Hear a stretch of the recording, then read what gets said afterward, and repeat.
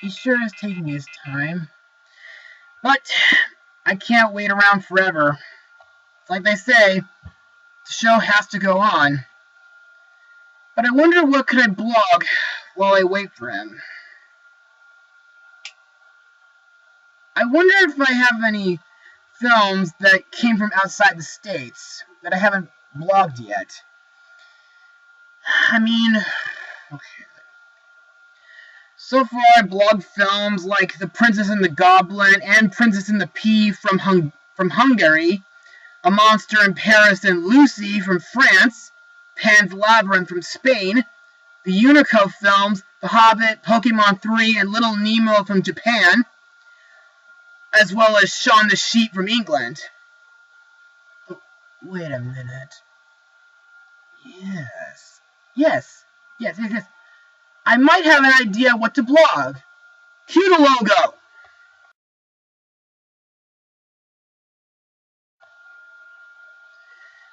Hey there, everybody. I'm Joshua Orro, the Mustang Prince, and welcome to Mustang Prince Orro Reports. Now, the 80s was a dark time for animated films. Even in the 90s and early 2000s, it was rocky, mostly because of competitions with major studios like Disney. There have been various releases from theatrical and straight-to-video here and there. However, films that came from overseas were different. They were trying to do some things that were different as well. I mean, I didn't know too much about them during my childhood, but thanks to the miracle of the internet and several online reviewers, I was able to find out a little bit about them. Well,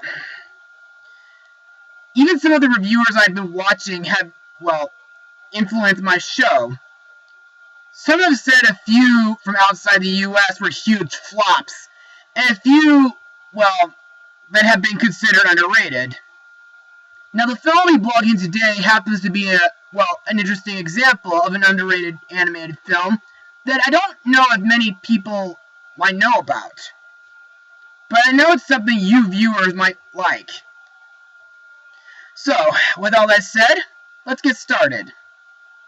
Released in Russia on March 20th, 2003, and in the United States on October 27th, 2004, the movie is Little Longnose.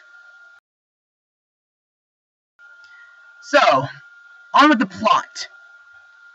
After stealing a spelled book from the castle library and kidnapping the king's daughter, Princess Greta, and turning her into a goose, pure-hearted Jacob, the son of a shoemaker, is exactly what the Wicked Witch needs as the final ingredient for her sinister scheme to destroy the peaceful kingdom.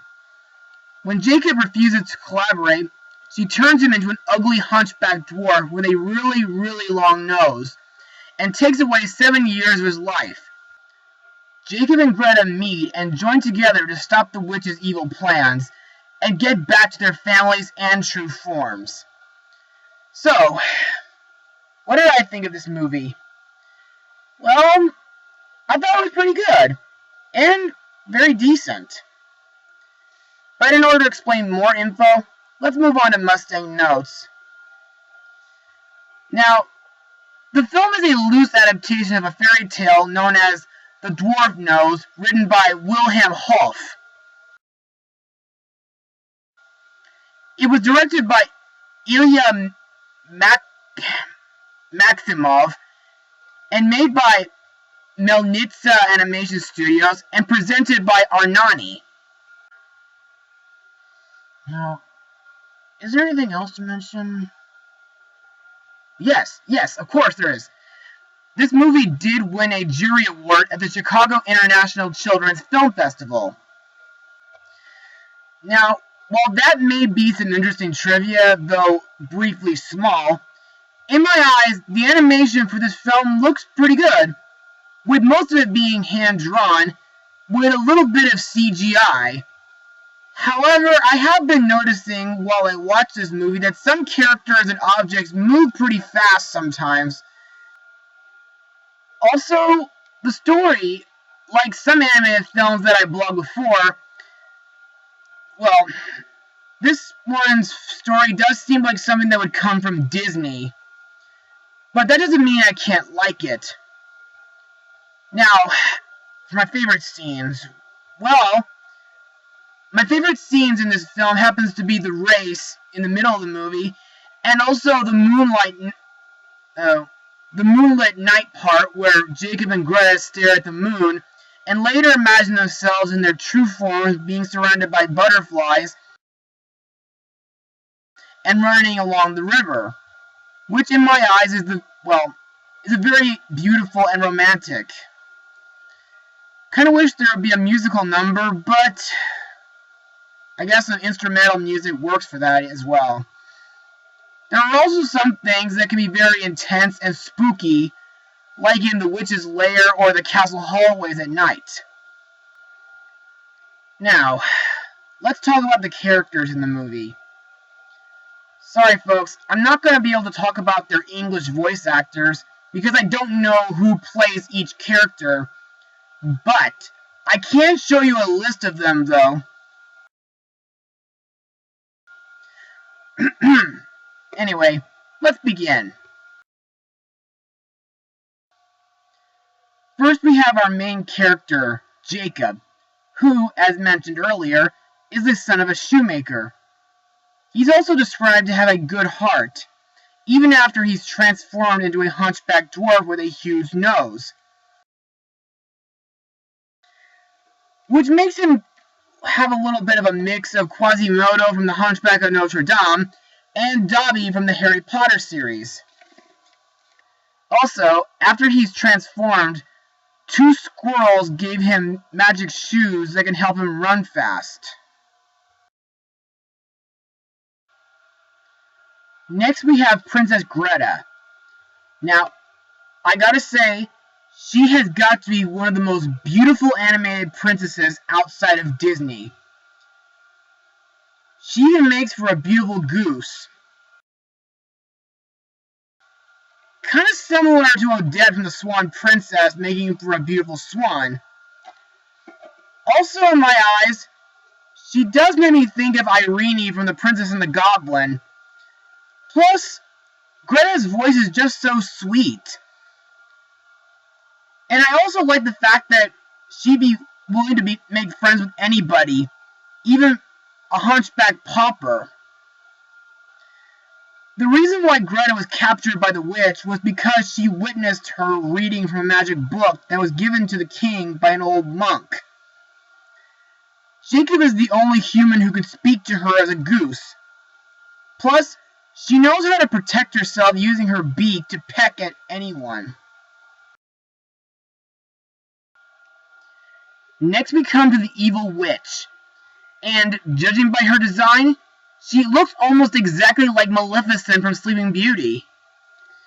Now, this character has got to be one of the most threatening non-Disney villains ever.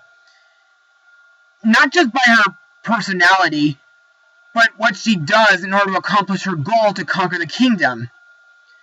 After reading from the king's magic book and kidnapping Greta, she plans to use Jacob's touch to bring a huge rock monster named, Degaulle to life. And good God, does that thing look scary! Almost like the Rock Titan from Hercules.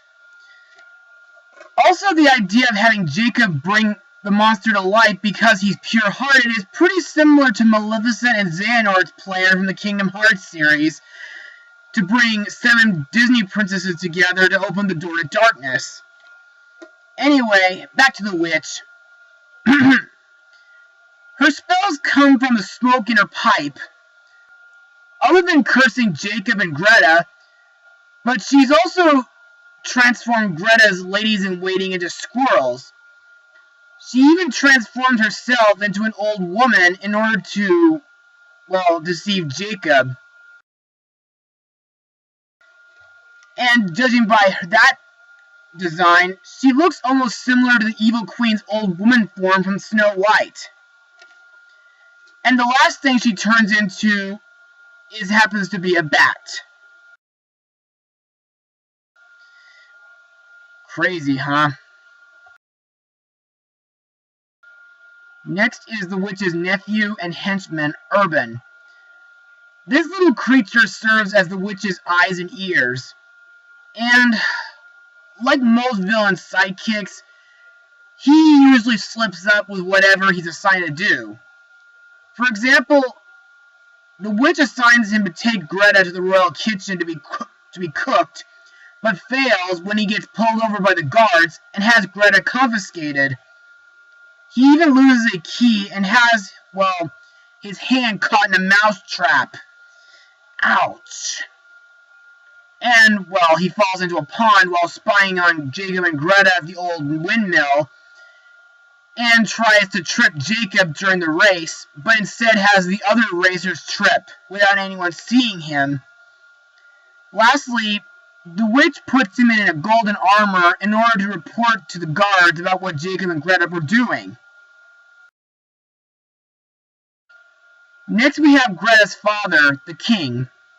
Now, this character is a wise ruler, but he's very serious and strict, and mostly throughout this film is depressed ever since his daughter's disappearance. Before Greta was kidnapped, he used to call her Little Tail, and liked playing with some of his toys and games with her. But he won't tolerate any use of magic in his kingdom because it is punishable by death. We also have Mr. Blum, the chief footman. He and several folks have been searching everywhere for Greta. Anyway, this guy is pretty silly. Same goes for his wife. During the race, he nearly gives away the secret of Jacob's magic shoes, but he does mean business, and he has a ferocious dog in case anyone crosses him. And lastly, we have Jacob's mother, Hannah. She works as an herb seller.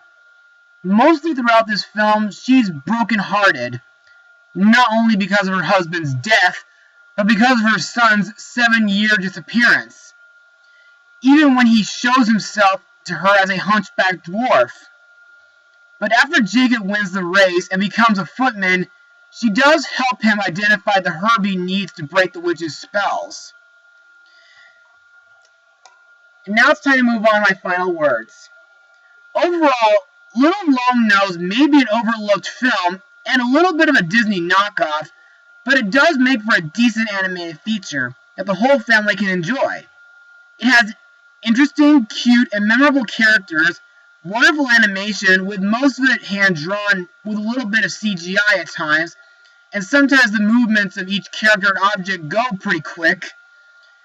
And above all, a great message of working together with your friends in order to accomplish your goals. I give this film a rating of 94% out of 100. Well, that's it for tonight, folks. Be sure to tune in next time. Mustang Power!